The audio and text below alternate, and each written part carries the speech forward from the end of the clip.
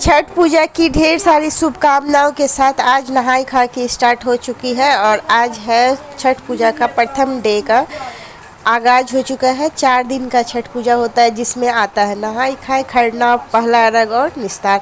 तो आज है नहाई खाई का दिन और नहाई खाई के दिन की ढेर सारी शुभकामनाएं आप सभी को। यहाँ मेरे यहाँ मैं भी कर रही हूँ छठ पूजा। तो यहाँ देखिए मैं भी बना रही हूँ ढेर सारी खाने, और ढेर सारे खाने ना हमारे यहाँ मम्मी जी बना के तैयार की है। कद्दू भात का प्रसाद जो बनता है ना, जिसमें कद्दू रहता है, आलू गोभी का सब्जी, दाल चावल, धनिया पत्ता की चटनी, कद्दू का बचका, इधर सलाद, दही, पापड़, इतने सारे चीज़ रहते हैं। सब कोई मिल के खाते हैं, सारे परिवार खाते हैं, सबको इनवाइट किया जाता है। आज के दिन सब कोई आते हैं। तो आज हम लोग के घर में भी है कद्दू भात। तो यहाँ मेरे थाली लग चुका है और थोड़ा सा लेट हो चुका था, ज़्यादा नहीं, 2 बज चुका था। ऐसे तो खाने का ही टाइम था लेकिन थोड़ा सा लेट लग रहा था देख के।